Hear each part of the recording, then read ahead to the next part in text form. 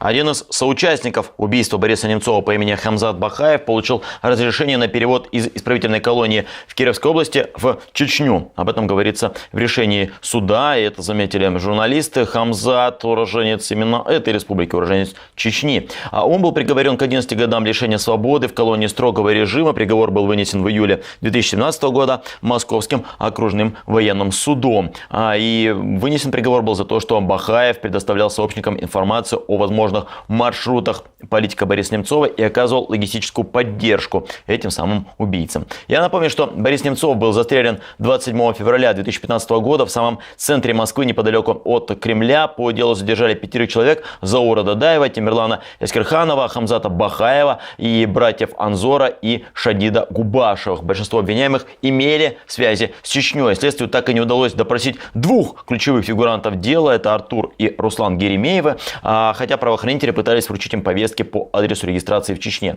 О Хамзате Бахаеве и о том, что происходит, мы поговорим с адвокатом Вадимом Прохоровым. Вадим, здравствуйте.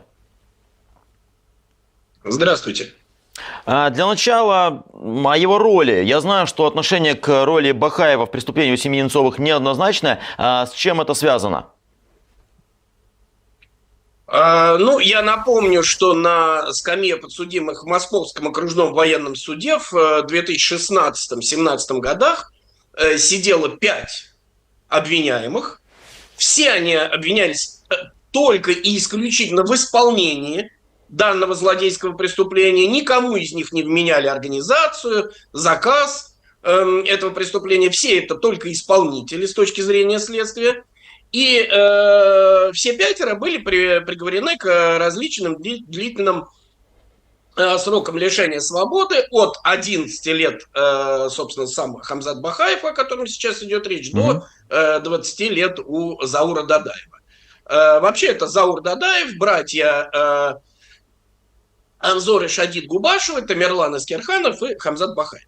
На наш взгляд, на взгляд адвокатов потерпевшей стороны Жанны Немцовой, а до этого я 14 лет был адвокатом самого Бориса Немцова, вот на наш взгляд, из 5 обвиняемых 4 в разной степени были вовлечены в исполнение этого преступления, действительно были вовлечены в разной степени. А что касается 5-го, как раз Хамзата Бахаева, то следствию не удалось, на наш взгляд, представить каких-либо убедительных доказательств того, что он реально совершал те или иные действия в рамках подготовки и исполнения данного злодейского убийства. Возможно, он был в курсе, поскольку его родственники были вовлечены в исполнение, но каких-либо конкретных действий с его стороны доказано не было. И, собственно говоря, мы, адвокаты потерпевшей стороны, об этом и, собственно, говорили суду присяжных. И конкретно по Хамзату Бахаеву голоса присяжных распределились, насколько я помню, как 4-8. То есть 4 присяжных все-таки пришли к выводу о его невиновности. Что касается остальных 4 подсудимых, братья Губашевы, Заур Дадаев и Тамерлан Эскерханов, а также убитый ранее при задержании еще в марте 2015 года Беслан Шаванов, то их соучастие в исполнении у нас не вызывает никаких сомнений. Если говорить про непосредственно этого Хамзата Бахаева, там же интересный поворот. Я прям зачитаю. Суд предписал выплатить компенсацию в размере 5000 рублей в его пользу. И дополнительно было у него требование компенсации в размере 100 тысяч рублей за задержку исполнения решения. Оно было отклонено. И его переводят, действительно, теперь в Чечню. Означает ли это, на ваш взгляд, что... собственно говоря, свое наказание Хамзат Бахаев отбыл, если он уже не в Кировской области, а в Чечне, с ним будет все как-то получше. И вообще, возможно ли мотивировать этот сам перевод из одного региона в другой? Такое обычно бывает, и такие жалобы удовлетворяют обычно суд? Вы знаете, складывается по-разному. Понятно, что он добивался этого перевода. И, кстати сказать, я так понимаю, что эти компенсационные выплаты, они связаны именно с какими-то этими процессами уже непосредственно в Кировской области. Это никоим образом не относится к тому судебному разбирательству, которое шло непосредственно в Москве, в Бауманском районе, в Московском окружном военном суде, где состоялся сам суд. Понятно, что Хамзат Бахаев добивался, очевидно, этого перевода. Очевидно, так или иначе, он перемещается ближе к родственникам. И думаю, что, наверное, в скором времени выйдет на свободу. Но еще раз повторяю, мы изначально, сторона адвоката потерпевшей стороны, конкретно про Хамзата Бахаева, говорили о том, что его соучастие в данном преступлении не доказано. И поэтому нареканий в отношении Хамзата Бахаева в данном случае не вызывает удовлетворения его ходатайства. Более того, в принципе, если бы суд вынес оправдательный приговор в отношении конкретно Хамзата Бахаева, то и в этом случае мы бы его не обжаловали. Давайте еще раз проговорим, насколько наказаны сейчас, не знаю, в процентном отношении или в целом, вот те, кто имели отношение к убийству Немцова, насколько недовольна сторона защиты Бориса Немцова, насколько недовольна семья, кто остался недоопрошенным, кто не понес наказание за соучастие в этом преступлении. Основная проблема заключается в том, что преступление по сути не раскрыто.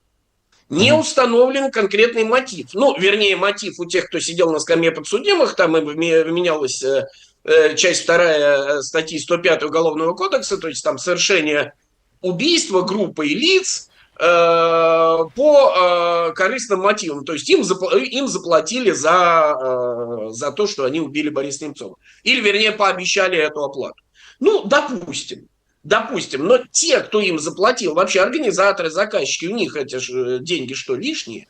У них-то какой мотив? Для нас не вызывает никаких сомнений, что главным мотивом было желание пресечь политическую и общественную деятельность Бориса Немцова, что к прискорбию и удалось. На скамье подсудимых оказалась только часть исполнителей.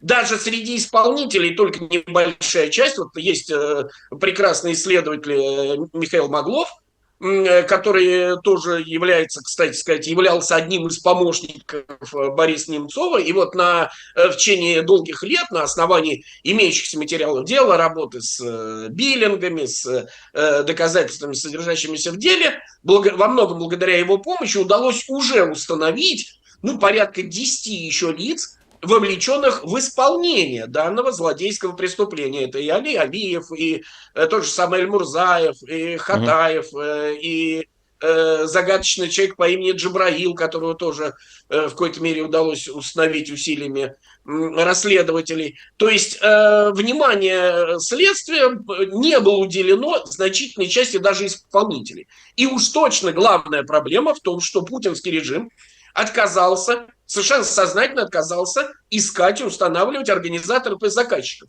Для нас вся цепочка очевидна, для адвокатов Бориса Немцова и семьи Бориса Немцова. И цепочка не представляет из себя какого-то большого секрета. Организатором низшего звена был Руслан Геремеев.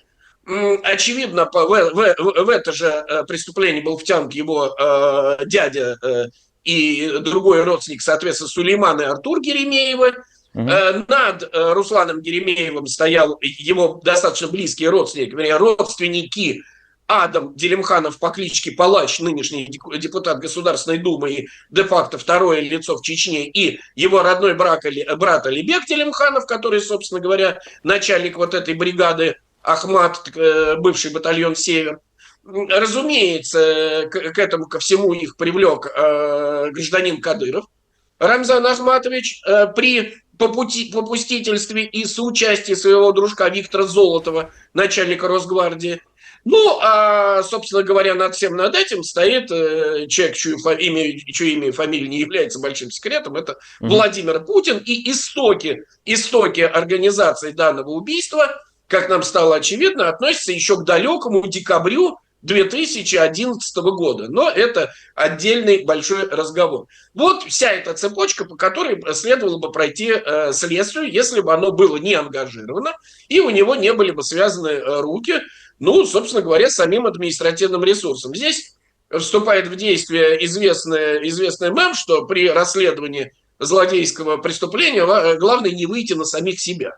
Вот, собственно говоря, Следственному комитету, который возглавляется, как известно, университетским дружком старостой курса господина Путина, генералом Александром Бастрыкиным, вот следствию, собственно говоря, были обрублены какие-либо возможности расследовать дальше, даже хотя бы до Руслана Геремеева, человека из ближнего окружения Рамзана Кадырова. Именно в этом и является главная проблема. То, что пятеро исполнителей, часть исполнителей была осуждена, и с нашей точки зрения Хамзат Бакаев напрасно, потому что по нему как раз доказательств нет. Это лишь такая имитация кипучей деятельности, имитация правосудия. Но я абсолютно убежден, что в будущем к этому делу еще вернутся, и материалы, уже содержащиеся в данном уголовном деле, кстати сказать, буквально на днях я получил уведомление об очередном продлении расследования данного убийства. Вот сейчас до мая текущего 2025 года дело не прекращено в отношении неустановленных организаторов данного убийства. Оно якобы продолжается, но, как мне известно, ничего по этому делу сейчас не делается. Но рано или поздно в будущем к нему, разумеется, вернутся. И вот эта цепочка, я думаю, что будет официально установлена. Главное, это организаторы и заказчики, а не исполнители. Спасибо большое. Адвокат Вадим Прохоров был у нас в эфире. Спасибо, Вадим.